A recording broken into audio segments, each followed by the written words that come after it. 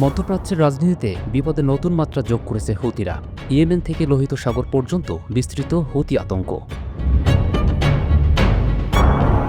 গত ১.৫ বছরে ইয়েমেনের ইরান সমর্থিত হুতি বিদ্রোহীরা তাদের ড্রোন প্রযুক্তিতে যে বিপ্লব পরিবর্তন এনেছে তা আন্তর্জাতিক নিরাপত্তার জন্য নতুন মাত্রার হুমকি সৃষ্টি করেছে। একসময়ের সাধারণ হামলাকারী গ্রুপ এখন বিশ্বের অন্যতম পরিচালিত ড্রোন প্রযুক্তির অধিকারী হয়ে উঠেছে। ২০২৫ সালের সবচেয়ে উদ্বেগজনক আবিষ্কার হল হুতিদের হাইড্রোজেন ফুয়েল সেল প্রযুক্তি। কনফ্লিক্ট আর্মামেন্ট রিসার্চের প্রতিবেদন অনুযায়ী এই প্রযুক্তি প্রতি ড্রোন পাল্লা ৩ গুণ বৃদ্ধি করতে পারে এবং তাদের প্রায় অদৃশ্য করে তুলতে পারে। গবেষকরা চীনা কোম্পানিগুলোর তৈরি হাইড্রোজেন সিলিন্ডার এবং ফুয়েল সেল কম্পোনেন্ট উদ্ধার করেছেন, যেগুলো অক্সিজেন সিলিন্ডার হিসেবে ছদ্মবেশে পাচার করা হয়েছিল। এই প্রযুক্তি ড্রোনগুলোকে প্রচলিত ৭৫০ মাইলের পরিবর্তে ২২৫০ মাইল পর্যন্ত উড়তে সক্ষম করবে। ২০১৮ সাল থেকে হুতিরা নির্বিঘ্নে ড্রোন প্রযুক্তিতে প্রবেশাধিকার পেয়েছে। ইরান তাদের আবাবিলটি প্রযুক্তি স্থানান্তর করে, যা হুতিদের কাছে এক ড্রোন নামে পরিচিত।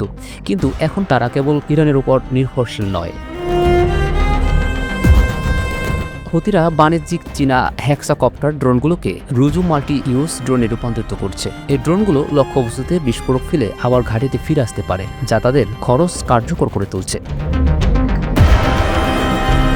বিভিন্ন সূত্র থেকে পাওয়া তথ্য থেকে জানা যায় হুতিরা ৬টি প্রধান ড্রোন কৌশল অবলম্বন করছে। ২০১৮ থেকে ২১ সালে হুদায়দাহ ও মারিপ অভিযানে ড্রোন ব্যবহার করে ইউএই সমর্থিত বাহিনীর বিরুদ্ধে লড়াইয়ে ভালো ফলাফল পায়। সৌদি আরব এবং ইউএই এর বিমানবন্দর ও তেল স্থাপনায় আক্রমণ করেছিল হুতিরা।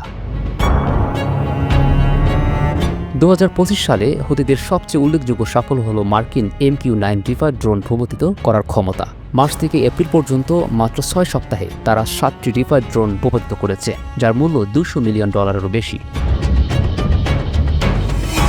প্রতিটি MQ-9 রিফারের দাম প্রায় $৩০ মিলিয়ন।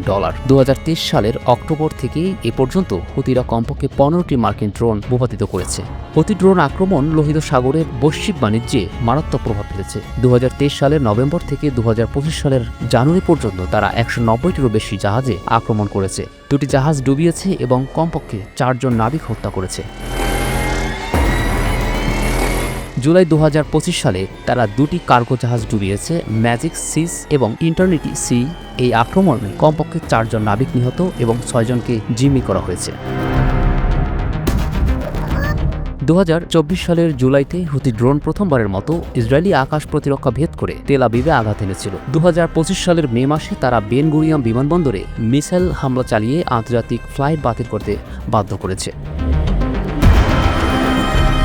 হুতিদের ড্রোন প্রযুক্তির অগ্রগতি কেবল আঞ্চলিক নয়, বৈশ্বিক নিরাপত্তার জন্য হুমকি। তাদের সাথে আল সহাবের মতো অন্যান্য জঙ্গি গোষ্ঠীর সম্পর্ক বৃদ্ধি পাচ্ছে, যা প্রযুক্তি বিস্তারের নতুন উদ্বেগ সৃষ্টি করছে।